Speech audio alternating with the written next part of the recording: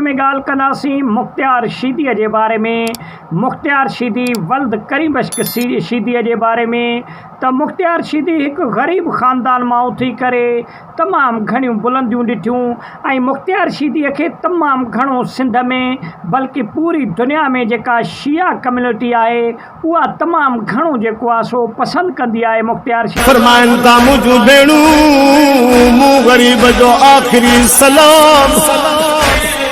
शीदीअ खे।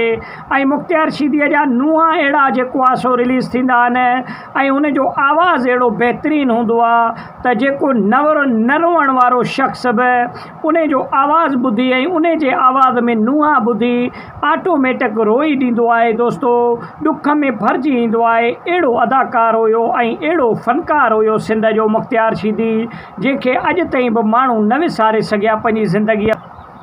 त दोस्तो मुख़्तियार शीदीअ कलामनि जी दुनिया में त हिकु नओं इनकलाब आंदो ऐं उन खां अलावा नुंहंनि जी दुनिया में जेके शियन कम्यूनिटी जा जेको ॾहो ईंदो आहे 10 ॾींहंनि जो, उन में जेके नुंहाखानी थींदी आहे उन में बि मुख़्तियार शीदीअ हिकु वॾो इनकलाब आंदो। ऐं मुख़्तियार शीदीअ जहिड़ो जेको नुंहां पढ़ंदड़ जेको आहे सो माण्हू, अहिड़ो फ़नकार ऐं अहिड़ो जेको आहे सो गुलूकार अॼु ताईं बि दुनिया में पैदा न थियो। अहिड़ो बहितरीनु आवाज़ जो मालिक हुयो उहो। जेको बि नुंहुं ऐं जेको बि कलाम जेको आहे सो मुख़्तियार शीदीअ जो रिलीज़ थींदो हुयो त उहो हथों हथ उहे कैसेटूं खपी वेंदियूं हुयूं।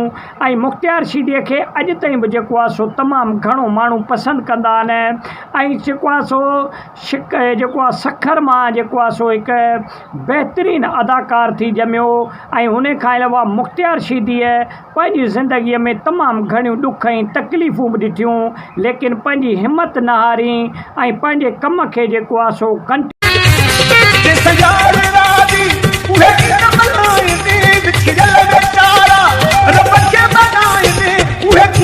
रखी।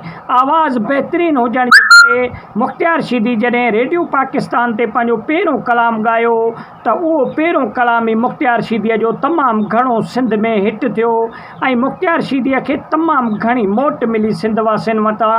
छाजे करे जो मुख़्तियार शीदी हिकु ग़रीब ख़ानदान मां निकिरी आयो ऐं उन खां अलावा उनजो आवाज़ु बहितरीनु ऐं उनजी पंहिंजी महिनत थियल हुई त उनजो पहिरियों ई सॉन्ग तमामु घणो जेको आहे सो पॉपुलर थियो ऐं हिट थियो।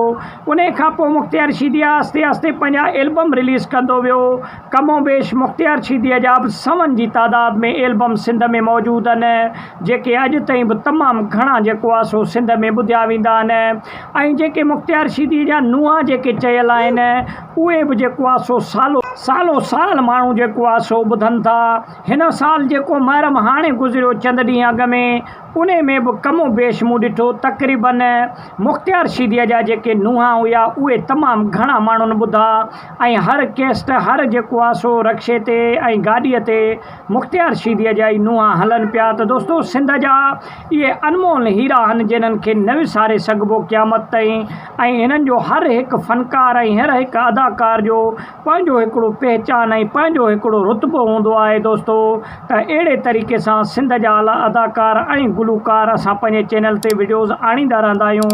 वीडियो सुठो लॻे लाइक ऐं शेयर कयो, चैनल खे सब्सक्राइब कयो। वॾी महिरबानी।